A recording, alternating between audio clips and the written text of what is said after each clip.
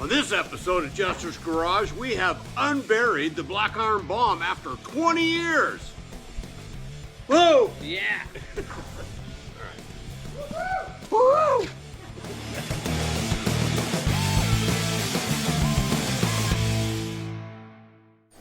I miss my old truck.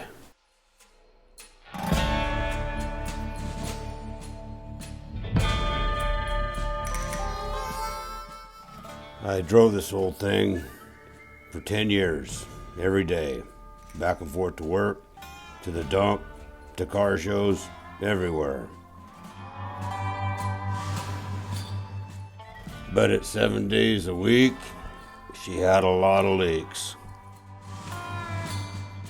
And my to-do list was longer and longer. So I started driving a late model with great ambitions of fixing up the black iron bomb. In the 20 years that thing's been sitting there, I must have had at least 6 or 8, maybe 10 derailments. The final nail in the coffin was pulling the motor from my Corvette. The thing that actually put it down was the differential. Got a Dana 60 out of a 71 3/4 ton I put in there. And I had launched it a few times and literally broke the rosette welds. And the differential was like, would pull up. I had previously put a 89 cop car chassis under my 53 Chevy and had it under there for probably 19 years. And it really wasn't working out, so I'm planning on putting everything underneath this 68.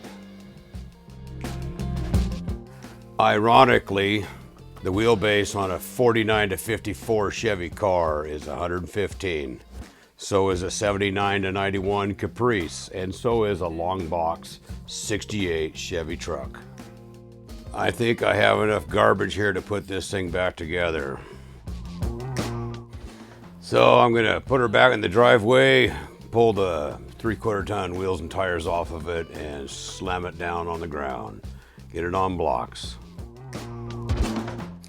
I have some pretty cool ideas. Like, I've got that Suburban piece that goes in the back, and I'm gonna make kind of a sail panel out of it. The cop car also gave up its motor and tranny.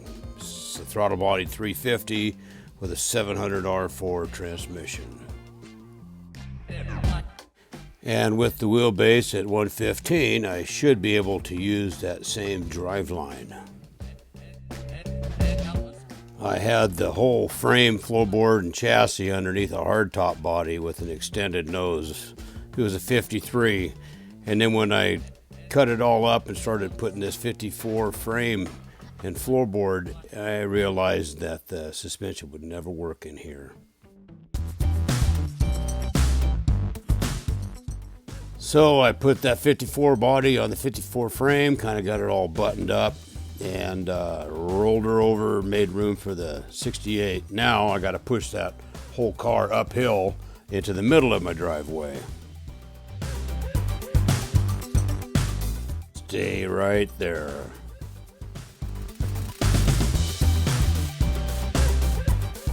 Now I just need to move all my junk, make a path for the 68, so I can go uphill and roll her into the driveway. And let the fun begin. I couldn't help it. Had to put a set of mags underneath the 53, 54.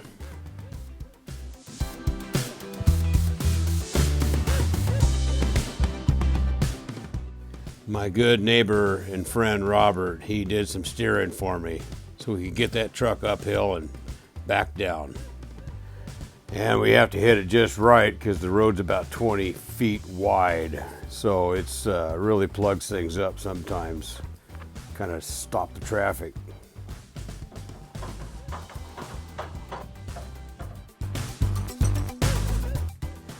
That front drive line just a flopping away in there.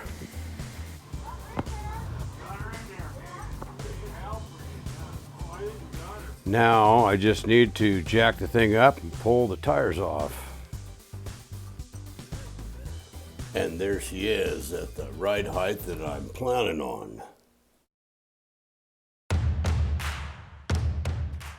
Now I gotta get those U-bolts cut loose, kick out that old busted Dana 60.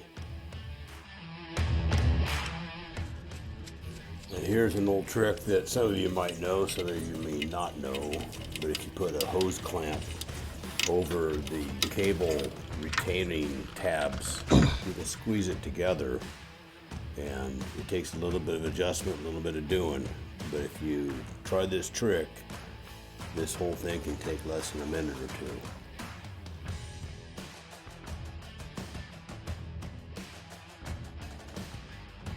It's a lot better than cutting it and having to buy a couple more.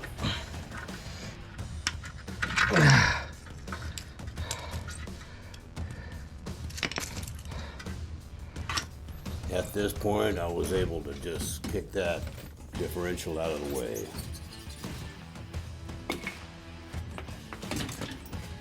Now I can sell it for much money, or maybe buy a tire or two, who knows.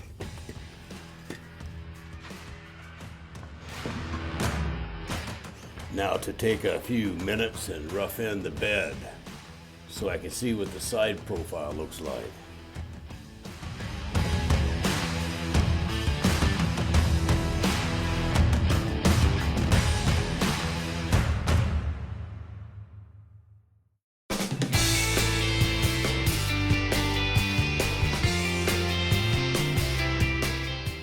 Now to remove the motor mounts and the front cross member, get that front suspension out of there.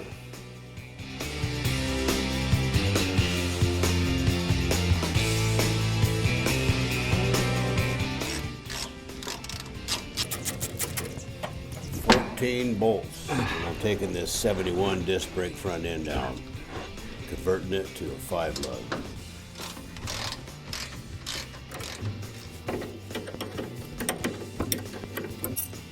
You should get yourself a Pitman arm puller if you don't have one.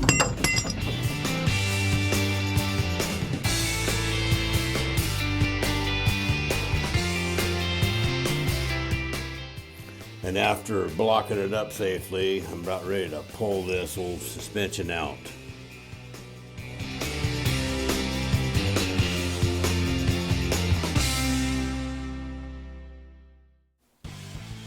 Oh yeah, this is what I was thinking about doing. I had bought an extra set of Camaro wheels and tires. Didn't use them. So I'm gonna see if I can get some adapters and do a 5-on-5 to a 5-on-120 conversion. Then there's that chunk of sheet metal from the 67 Suburban. I think it'll make a really cool sail panel.